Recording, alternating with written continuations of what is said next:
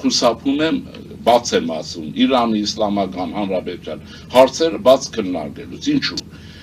Պարզ է, Մեղրու այդ սահմանային գոտի և կենսական շահեր, որ մեր երկու ժողովուրդներին իրար հետ են պահում։ Այդ քննարկումները պետք է փակ լինեն, ընդ որում ողջունում եմ նաև